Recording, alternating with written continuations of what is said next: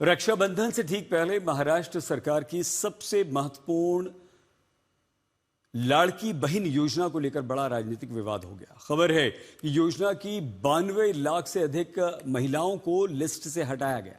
CAG की audit report में 3500 करोड़ से अधिक की वित्तीय गड़बड़ियों का खुलासा हुआ। अब विपक्ष फडणवीस सरकार पर हमलावर है। सवाल ये कि क्या वाकई में योजना में हेराफेरी हुई या फिर ये विपक्ष का राजनीतिक स्टंट है, क्योंकि ये महिलाओं की योजना थी, ये लाडली बहनों की योजना थी जिसके तहत महाराष्ट्र सरकार को इन बहनों को पैसा देना था। अब महाराष्ट्र सरकार ये कह रही है कि इनमें बहुत सारी महिलाएं फर्जी थी, इनकम टैक्स दिया करती थी, झूठ बोलकर उन्होंने अपना नाम दर्ज करवाया था, ई-केवाईसी में वो फेल हो गई।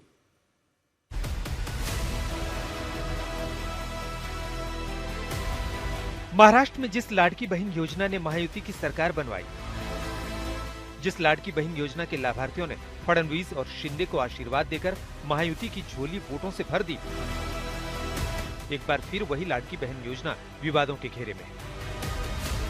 रक्षाबंधन के त्योहार से ठीक पहले महाराष्ट्र सरकार की अहम लाड़की बहन योजना को लेकर विपक्ष फडणवीस सरकार पर हमलावर है।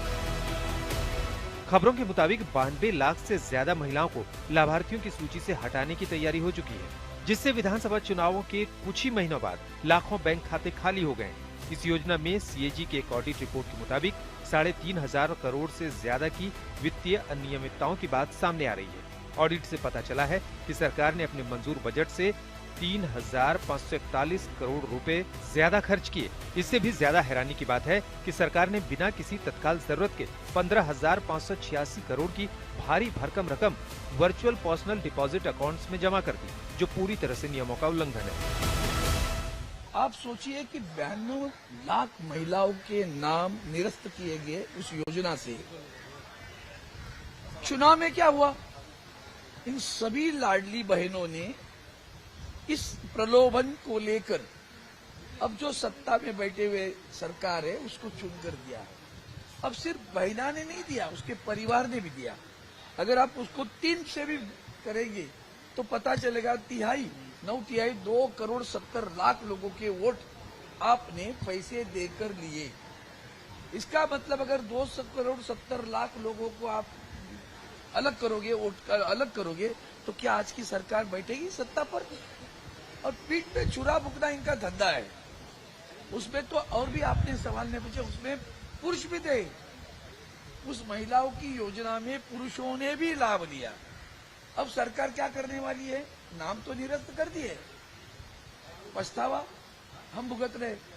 जनता का पैसा आपने अपने चुनाव के लिए, अपनी पार्टी के चुनाव के लिए इस्तेमाल किया। गंभीर आरोपों के बाद सत्ताधारी महायुति गठबंधन डैमेज कंट्रोल मोड में दिख रहा है। महिला और बाल विकास मंत्रालय का दावा है कि वो सिर्फ अयोग्य अमीर आवेदकों और टैक्स देने वाले परिवारों को हटा रहे हैं। गड़बड़ी के आरोप निराधार हैं।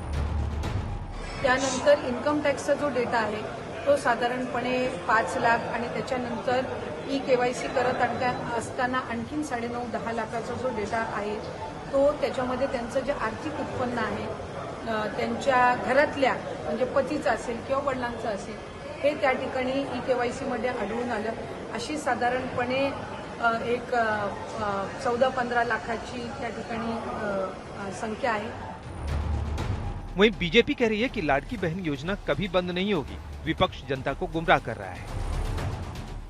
महाराष्ट्र में सबसे लोकप्रिय योजना मानी जाने वाली लाडली बहन योजना अब विवाद में फिर एक बार आ गई है, क्योंकि हाल ही में जो विधिमंडल का सत्र हुआ उसमें कैग का जो रिपोर्ट सामने आया है, इस रिपोर्ट के जरिए काफी सारे गंभीर सवाल फाइनेंशियल इंडिसिप्लिन को लेकर उठाए गए हैं।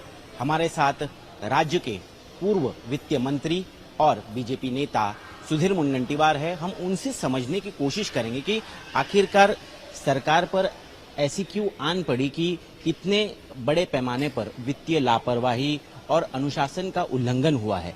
क्योंकि लाडली बहन योजना को अगर देखा जाए तो तय बजट 26,000 करोड़ का था, उसके बावजूद किसी भी नियम कानून के तहत ना होते हुए भी 3.5 से 4,000 करोड़ अतिरिक्त खर्च किए गए।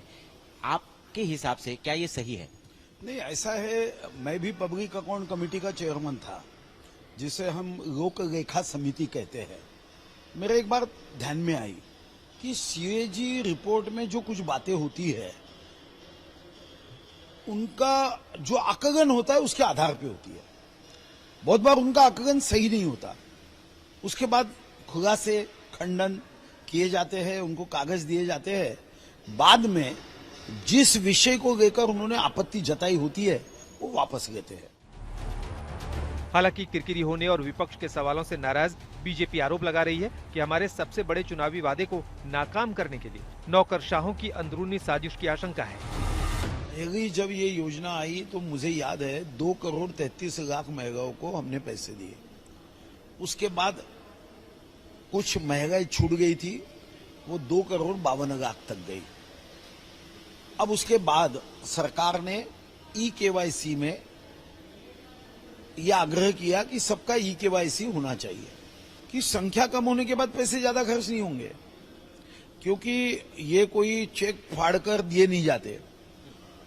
ये अकाउंट बेस्ड ये पूरी योजना है, इसमें कोई गड़बड़ी करने की कोई संभावना नहीं। आप लखपति दीदी की बात कर रहे हैं, तो लखपति दीदी जब हो जाएगी, बचत गट कोई पैसे वाला बन जाएगा तो योजना से बाहर हो जाएगा। मगर योजना को बदनाम करके और कोई अगर षड्यंत्र कर रहा है योजना बंद करने का, तो उसको तो मेरी चेतावनी है कि ये योजना बंद करोगे तो भुगतना पड़ेगा।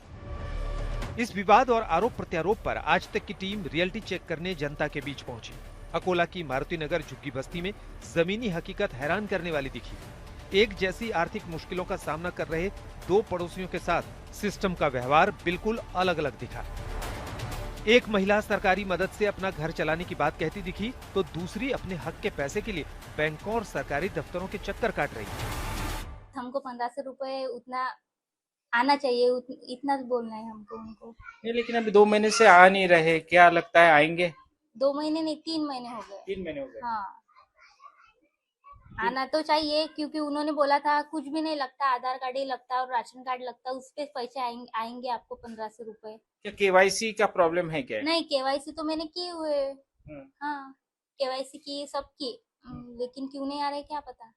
1500 में से कुछ तो आधार हो ही जाता है। कैसा है, 1500 रेगुलर अगर मिलते रहे, अभी 2100 की बात कर रहे थे, अब सर ने देखने को ना वो 2100 करने को ना, क्योंकि 1500 में तो अभी महंगाई बहुत हो गई है, अभी तो कुछ होता नहीं है, फिर भी अभी चला रहे हैं जैसे हो रहा है। सरकार का दावा है कि वो डेटा को ठीक कर रही है, लेकिन सीएजी की रिपोर्ट बेहिसाब खर्च और वित्तीय अनुशासनहीनता के सबूत दे रही है। सवाल है कि क्या ये लाडली बहन योजना जारी रहेगी या विवादों के बोझ तले दबकर दम तोड़ देगी।